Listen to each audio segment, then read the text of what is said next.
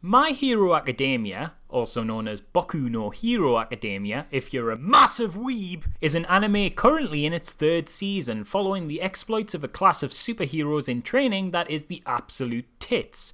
I don't generally like what's known as the stereotypical shonen anime, that is to say teen-targeted long-running shows usually centered around a male protagonist and a bunch of supporting cast who we watch grow progressively stronger through adventures that last roughly 19 million episodes in the hope that once every 47 hours or so someone will throw a really cool looking punch. Generally speaking, I have a bit of a love-hate relationship with the format. I respect it a lot for what it does, enjoy a lot of its iconography in things like video games and art, and recognise there are standout elements in almost all of the widely popular shows that are truly exceptional. But aside from Dragon Ball Z being a big nostalgia hit for me in that it was my first exposure to non-Western animation and thus will always have a special place in my heart, as well as a brief period where I was super into Bleach for some reason. Yes, I know it's meant to be the worst of the big three, but shut up, I thought it was cool. I've never really been into any others.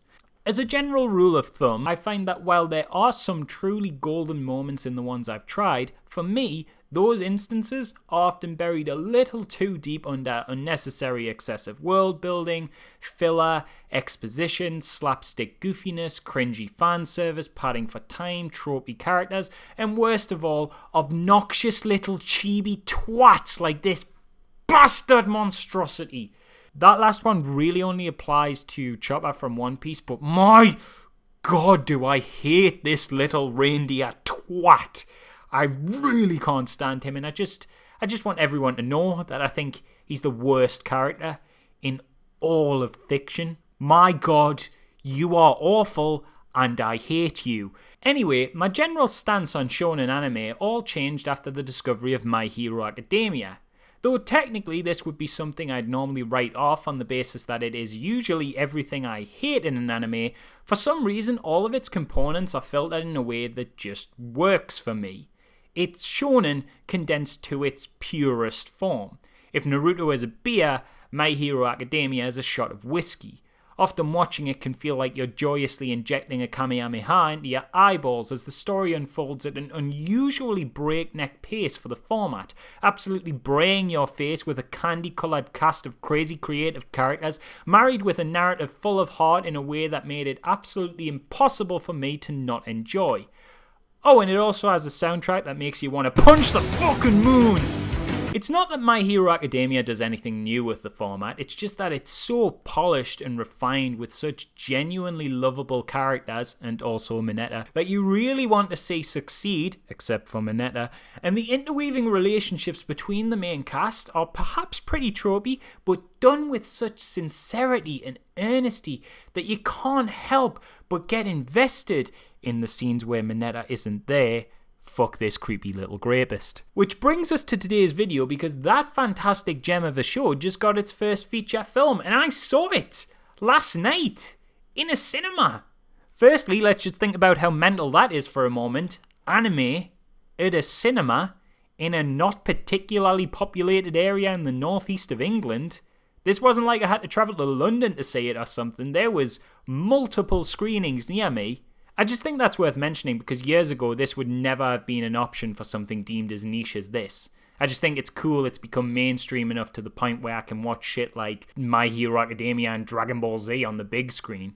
And secondly, the film's bloody great. I had an absolute blast watching this. It's not going to change the world, Miyazaki isn't quaking in his boots, and it's not going to overtake someone like Hosoda in terms of quality, but my good god is it fun! Technically occurring between the 2nd and 3rd season, but written in such a way that it can kind of be taken completely standalone and almost as its own separate entity from the show, My Hero Academia 2 Heroes sees top superhero All Might get invited to a summer trip on Island, a massive man-made city that floats on the ocean, where the greatest scientists in the world, including an old friend of his, investigate quirks, the name given to this fictional reality's superpowers. For the journey, he brings along our protagonist and hero in training, Midoriya, as a guest for what's sure to be a fun reunion with his mate, and also a useful little summer trip for his green-haired apprentice. But of course, this is shonen anime. This isn't slice of life. Get out of here with that tea drinking bullshit. Shit's gonna explode. There's gonna be some action. And after the inciting incident of a massive hostage situation from an unknown threat leaves All Might all tied up, it's up to young Midoriya to save the day, along with the rest of his superhero class, who are also all here for some reason. Like seriously, it's literally almost every one of them somehow present at this previously established to be extremely exclusive and hard to get into event. Whew, that's lucky, innit? What follows this occurrence is exactly the kind of action and fun you'd expect from a really good episode of the show. Just inflate the budget to around the 20 million mark and expand the runtime, and you've got an absolute belter afternoon's entertainment that, for me, is certainly worth the price of admission. The film is an absolute joy from the word go, opening with a superbly animated, high-stakes, high-action fight sequence from All Might's early years as a student that gets you pumped from the first punch thrown, while also doing well to set up the friendship between him and fellow student,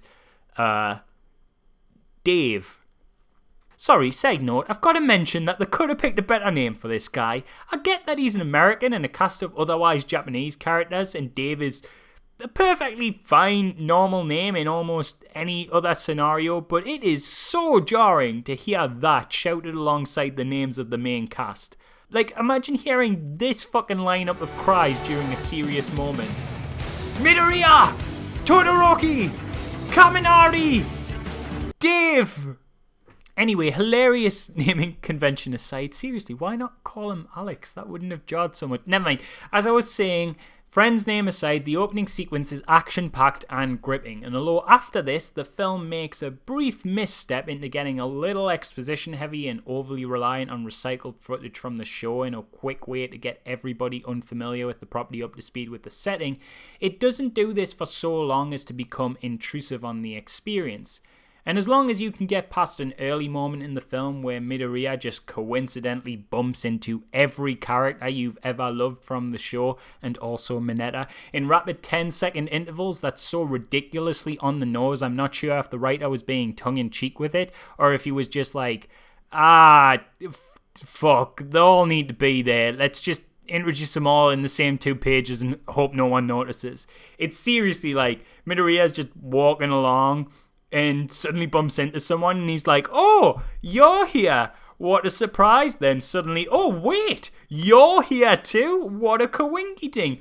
You're here as well? Why, absolutely no one could have predicted these circumstances. And this is just repeated until everyone's there. Just everyone. After these couple of bumps in the road, though, the rest of the movie is smooth sailing, filled with the heartfelt earnesty and over-the-top spectacle that has made the show so popular.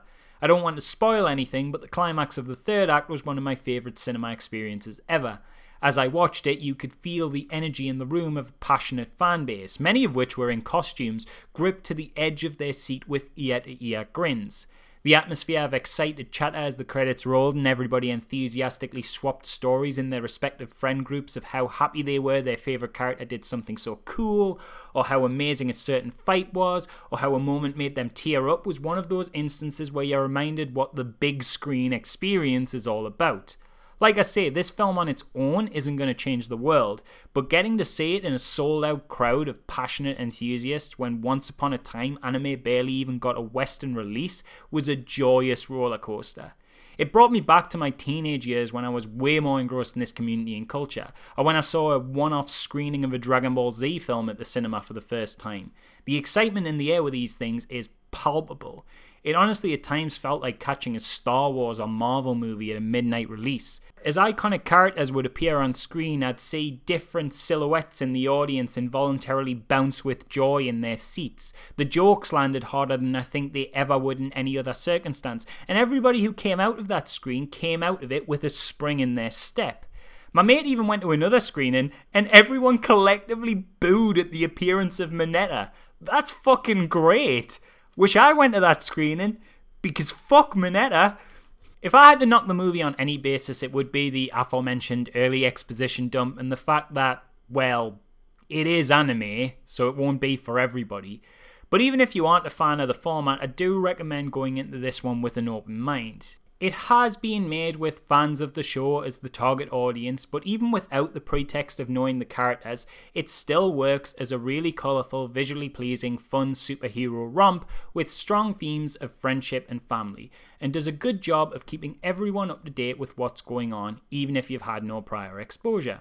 Who knows, it might even make you check out the show. So closing thoughts, it's not necessarily a 10 out of 10 film, but it's a 10 out of 10 film for me, and a 10 out of 10 experience.